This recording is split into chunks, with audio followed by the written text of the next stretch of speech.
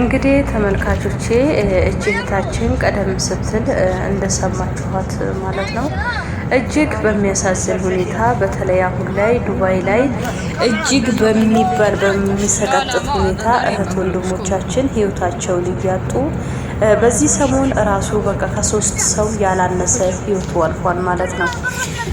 ከሞቱ አሟሞቱ ይባላል። እግዚአብሔር ወጥቶ ከመቅረት ከድንገተኛ አደጋ ከድንገተኛ ሞት መድኃኔዓለም ይጠብቀን። ውድ የሀገሬ ልጆች በምትችሉት ሁሉ ይሄንን አታደርጉ። እቺ እህታችን እንግዲህ ልትገባ 4 ቀን የቀራት ለረጅም ጊዜ በስደት ስትሰራ ቆይታ ከ4 ቀን በኋላ ኢትዮጵያ ልትገባ ሻንጦቿን አዘጋጅታ ሁሉም ነገር አስተካክላ በጨረሰችበት ጊዜ እንግዲህ ይሄ የማይባል ህይወቷን የነጠቃት ልክ እህታችን ልትገልጥ እንደሞከረችው ቀንጨብ አድርጌ ቪዲዮን አሳያችኋለሁ ማለት ነው። ሰላም ጤና ይስጥልኝ ውድና የተከበራችሁ በመላው ዓለም የምትገኙ የኮኪ ቲዩብ ቤተሰቦች እንደምን አላችሁ? በያላችሁበት ሰላማችሁ ይብዛ። እንግዲህ ተመልካቾቼ ቀደም ሲል እንደተናገርኩት እቺ እህታችን ወደ ኢትዮጵያ ልትገባ ከ4 ቀን በኋላ በረራ አላት ማለት ነው። ግን የመጨረሻ ጊዜዋ ላይ የማዳሟን ሩም ወይ ደግሞ ክላሷን አጸዳለሁ ብላ ፎቅ ላይ ወጥታ ልክ በፎቁ ላይ እያጸዳች ያለች እንግዲህ ከዛ ላይ ወድቋ ህይወቷ አልፏል ማለት ነው። እጅግ ያሳዝናል። ባለትዳርና የአንድ ልጅ እናት ናት። ልጇን አፍቃት ቤተሰቦቼ ጋር እገባለሁ ብላ ከረጅም ድካምና መከራ በኋላ ተሳክቶልኛል ብላ በጠበቀችው ግን ባላሰበችው መልኩ ህይወቷ ተነጥቋል ማለት ነው። ውድ የሀገሬ ልጆች መብትና ግዴታችሁን የትኛውን የምታጸዱና ማታጸዱን ለይታችሁ እወቁ። ይሄንን ከጀርባ እንደዚህ አርግታ ማጸዳት አንደኛ ግዴታ የለባችሁም። እውነት ለመናገር አንዳንዴ የኛ ልጆች ልክ ከዛ ቤት ወጣችሁ የሆነ በቃ ሲኦል የምትገቡ ያስራ ከለቀቃችሁ እንደዚህ አይነት አስገዳጅ ነገር ካለ እባካችሁ ትታችሁ ውጡ እንጂ ለህይወታችሁ የሚነጥቅ ነገር አታድርጉ ፕሊዝ። እኔ በዚህ ሰሞን አሁን እቺ ባለፈው አንድ እህታችን ነግሬያችኋለሁ ራሴን አመመኝ ብላ ሩም ገብታ በዛው ሞታ ተገኘች ተባለ። የሷን ሀዘን ሳይወጣ አንደኛውም ጋዝ እላዋ ላይ ፈንድቶ ህይወቷ አልፏል ማለት ነው። እቺኛውም እንግዲህ ፎቅ አጸዳለሁ ብላ ማዳሟ ምንድን ያለችው ስትጠየቅ በመስኮት በኩል ከሩሜ ገብታ ልታጸዳ ከዛ ላይ ነው የወደቀችው አለ። እንዴት ያሳዝናል። ኖራ መጨረሻ ግን ሳጥን ወደ ሀገር ሲሄድ እባካችሁን እንደዚህ ካስገደዷችሁ በተለይ አሁን ላይ በሁሉም አረብ ሀገር በሚባለው ሙቀት ነው ራሳችሁን ሊያዞራችሁ ይችላል።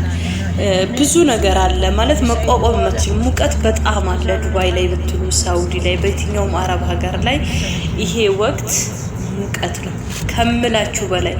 በተቻላችሁ በዛ ላይ ደግሞ ውሃ በደንብ ጠጡ። ስልክ ላይ ሌሊት ደግሞ ልክ እናንተ ስራችሁን ጨርሳችሁ ማዳሙ ተኝተው የእናንተ እረፍት በሆነ ጊዜ ስልክ ላይ መጣችታችሁ ወደ እንቅልፋችሁ ደህና እንቅልፍ ተኙ። ለምን በዛ ሰዓት እሷ እንደዛ ስትል ወደ ታይ ስታይ በያዞራት እንኳን መቋቋም አትችልም። ለምን ፀሐዩ አለ ምን አለ ብዙ ነገር አለ። ውድ ሀገሬ ልጆች እባካችሁ ይሄንን አታደርጉ። እሷ እንኳን ወታ አጽድቱ ብትላችሁ እኔ ፈራለው አላደርገውም እንብየው በሏት። ከዛ ያለፈ እርምጃ ልትወስድ ስትል ህግ አለ። ኤምባሲ ያላችሁ በመጣችሁበት አመልክቱ። ለዚህ ብላ እሷ ይሄንን የምታደርግ ከሆነ ረጅም አመት ሰርታ ልክ ወደ ሀገሯ ልትገባ ስትል ይሄው ህይወቷ ተቀጠፈ።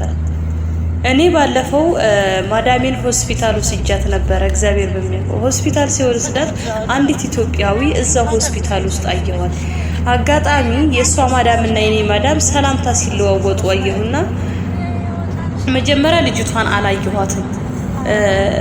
እንደምንሽ እና ምን ለምን መጣሽ ስትላት ሸቃላይ አሟት ባፍንጫዋ ደም ይፈሳል እሱን ላሳያት ነው የመጣው። እንዴ ቤትሽ ምን ነው ፀሐይ ያለው እንዴ? ፀሐይ ሲሆን ነው እኮ ይሄ ነገር እንደዚህ የሚነስረው እንዴት እንዲህ ሊሆን ቻለ ብላ የኔ ማዳም ተጠይቃት። አዎ ግቢያችን በጣም ጥሉ የድሮ ቤቱ አይደለም፣ ግቢያችን ትልቅ ነው። በፀሐይ ነው እየወጣችሁለ ሄዳ ተጣርጋለች። ሁሉንም የምታደርገው በፀሐይ ነው ብላ ማዳሟ ነገረቻት። እቺ ልጅ ኢትዮጵያ ትሆን እንዴ ብዬ ከነሱ ጀርባ ሸርተት ብዬ ሰዓት ልጅቷ ግሉኮስ አድርጋ ተኝታን ያለችው። ልክ ሳያትም ያው ኢትዮጵያዊ መሰለችኝ። ኢትዮጵያዊ ነች አልኳት። አዎ ኢትዮጵያዊ ነኝ አለችኝ።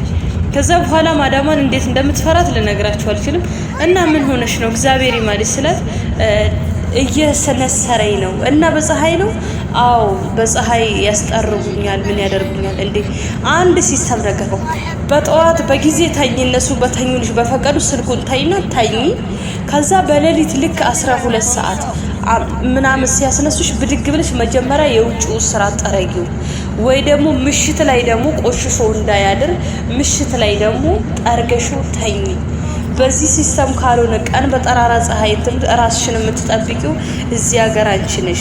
ይሄው ማዳሜ ስታወራት ሰምቼ ነው። ስልክ ስጪ ስላት ለሴትዮዋ በጣም እየጠበቀችኝ። ከዛ ኬንያዊ ነሽ አለችኝ። ኬንያ አይደለም ኢትዮጵያዊ ነኝ አልኳት፣ ማዳሟን ማለት ነው። ከዛ ልታገናኝ አጠገቧ መተቁጭ ያለ ስልክ። ከዛ እኔ ቶሎ ከነርሷ ስክሪፕት ወሰድኩና ስልክ ቁጥር ጽፌ ወረወርኩላት ለልጅቷ ማዳሟ ሳታይ ማለት ነው፣ በምትፈልገው ሰዓት እንድትደውል። ፕሊዝ እንዲህ ያለ ነገር ሲጠቅማችሁ የራሳችሁ ሲስተምና እርምጃ መውሰድ አለባችሁ። ሰው ናችሁ። እኔ በዚህ ፀሐይ ስወጣ ያመኛል፣ መቋቋም አልችልም። ስለዚህ ጠዋት ወይ ደግሞ ምሽት ላይ የሆነ ፕላን አውጥታችሁ መጥረቅ ትችላላችሁ። ምክንያቱም እንደዛ ነው፣ በራሳችሁ ነው መሄድ ያለባችሁ ማለት ነው። ስለዚህ እሷ የቤቱ ስራ ሰርታ ልክ ስትወጣ ጠራራ ፀሐይ ነው። ፀሐዩ በጣም ነው የሚያቃጥለው። ማን ዝም ብሎ ፀሐይ አይደለም፣ ስቲል በጣም ነው የሚያደክመው። ስለዚህ እባካችሁን ውድ ሀገሬ ልጆች ከአቅም በላይ ከሆነባችሁ ትታችሁ እንኳን ውጡና ጥፉ እንጂ እንዲህ ያለ ህይወታችሁን አትቅጠፉ። እቺ እህታችን እንግዲህ ሻንጣዋን አስተካክላ ሁሉን ነገር አድርጋ ይሄው መጨረሻ ላይ እንግዲህ በሳጥን ገባይ። እንዴት ያማል!